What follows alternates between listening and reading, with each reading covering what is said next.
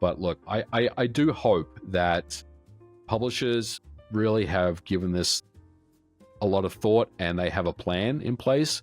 Because you're right, if Steam does go down, which it's unlikely that Steam would go down in our lifetime, well, let's assume it does. That would have devastating ramifications on the entire industry.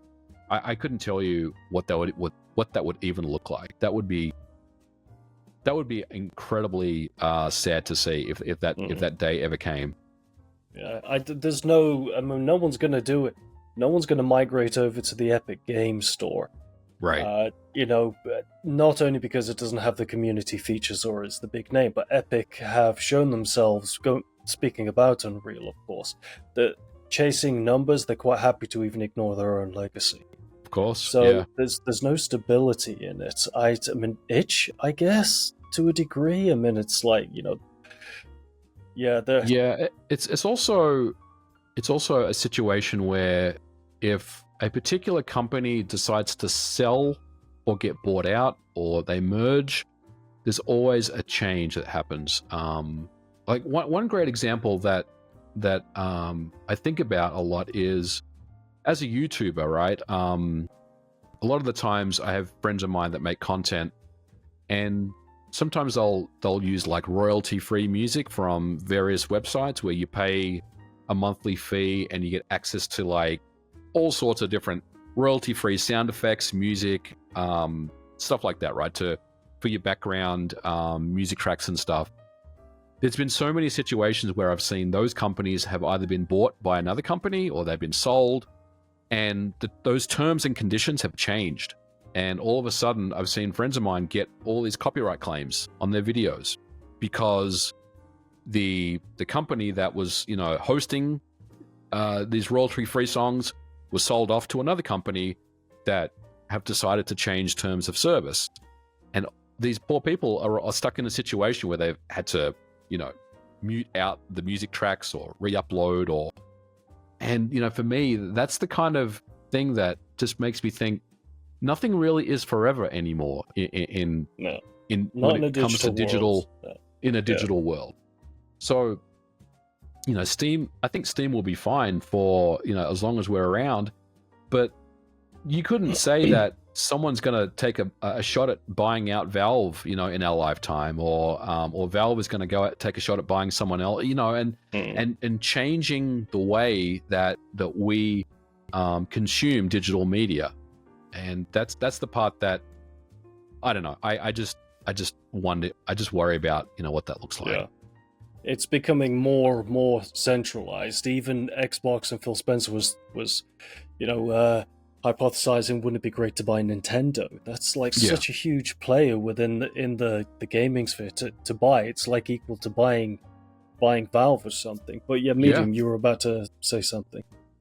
Yeah, I was curious, since we're all sort of at a bit of a logical impasse, like, why does this have to happen? Because it used to be, like, for instance, the 360 store just went down, like less than a year ago or so. And I was thinking, well, it used to kind of be that things used to go out of style or out of date when they'd passed, like, the primary window of their value. Like, if you're kind of one of the guys who's just holding on to your 360 and you're still like, oh God, I gotta get something off there, you're probably one of, like, couple hundred people in the world that would probably want to do that. So there's at least most people aren't going to be affected by this type of situation where things, when they time out, they've had their day in the sun, we're done with them now, that kind of thing. Is there a non-cynical reading of this sort of power play on the part of the people who are putting out the empty disc that just has a license or an entitlement key on it of sorts? Like, is there anything that we can throw them their way that goes, well, this kind of will play it to our advantage, and I can kind of see why they're doing it, or is it just about what it looks like on its face? I think the reason why they're doing it is, again, I don't think any publisher out there is intentionally trying to be malicious, or they're trying to really just turn people's lives upside down. I think ultimately, at the end of the day, it's a cost thing. Blu-ray drives there is a cost associated with adding a Blu-ray drive to your game console, and that Blu-ray drive has a limited lifespan. I mean, look, my old OG Xbox, the disk drive doesn't even eject anymore. Like it's stuck, right? It's a common problem. Eventually, mechanical things start to break down, especially if you use them over a certain period of time. So I think the thought process now is, well, internet speeds are so much faster. Everyone has internet these days. We can save some dollars here, and we don't need to offer that that functionality anymore. But the other part of this, and I think this is the really important piece, is that video game sizes are just getting bigger and bigger as we have more complexity in video games. As video games take a lot longer to develop, the size of those games increase as well. I think maybe 10 years ago, the 5 gigabytes, 10 up to 10 was maybe like what most games you would download and play. Now we're looking at like 40 gigabytes, 100, even some. Like I downloaded. I got Doom: The Dark Ages just the other day on the PlayStation 5. 82 gigabyte download. Can you believe that? More than we had on Xbox. I think mine was like 78 or so. I know. I had to remove 3 games, I think, that were like 20 gigabyte just to make space for Doom. I was the same. And going back to your, cynical take, code in a box and all that sort of stuff, or code on the disk. Mm-hmm. A lot of the publishers, they're exceeding the physical media boundaries of what they can offer. So I think on the Xbox, the upper limit is a 50 gigabyte disc is what they provide. They don't have like dual layer or triple layer Blu-ray discs. They don't support those. So, and PlayStation, I think they have 100 gigabyte discs. Technically, they could have probably fit Doom on a Blu-ray disc. But a lot of the times these games are getting so big, they're kind of exceeding the boundaries of the physical media that they provide. Nintendo Switch is the same with the Switch 2, because the Switch 2, is a 4K device that has, more power, more performance, bigger games. They're also in the same boat where they're offering these game keys now, because these games are larger than the capacity of their largest game cartridge that they can offer. And the price of their largest game cartridge, 64 gigabyte one, is very expensive. I think it's like $12, $13 per cartridge.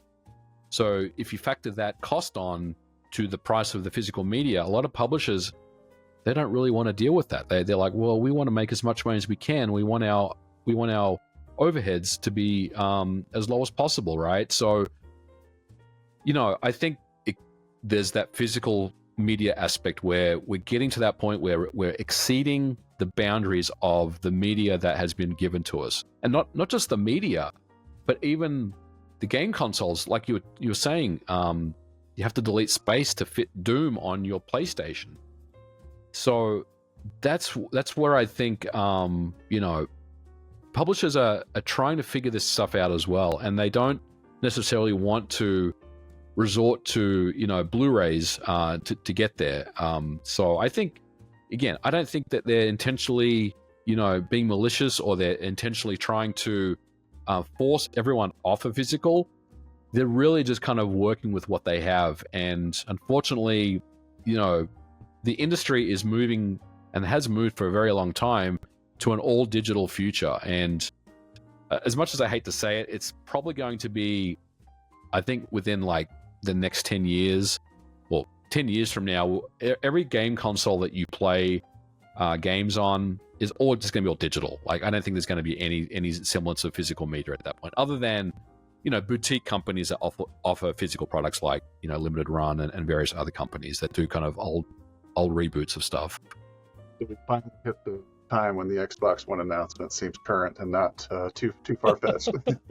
Hey, Don Metric, he was a visionary. He called this stuff back in 2013 or whatever it was.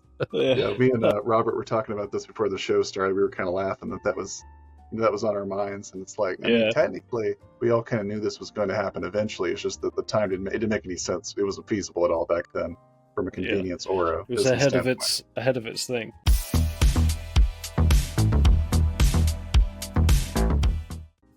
do you know who Andrew Holschult is? Yes. Composer. Yes, I do. Yeah. Yep. So Andrew Holschult has finally agreed, and like you, I kind of reached out to the stars, and he was like, "Cool, yeah, I'll do it." And I had no expectation, and was just blown away. So he's our next guest. Nice. So if there was something that you could ask Andrew Holschult, what would that question be? What is your most interesting chord progression? That's a question I would have never thought to have asked, actually. So that's going to be interesting to see what his answer is. I'm a guitar player, so I definitely respect and I love the work he does. So yeah, I want to know, what is the chord progression that really gets him, gets his blood boiling or blood pumping when he's about to compose something. Yeah, I can just imagine him in his studio, just there going. with his long hair, just he's in the zone, sort of thing. Fantastic. So we will put that question to him, and of course, I'm sure he'll have an interesting answer because Andrew's going to be Andrew, and he's full of personality and knowledge.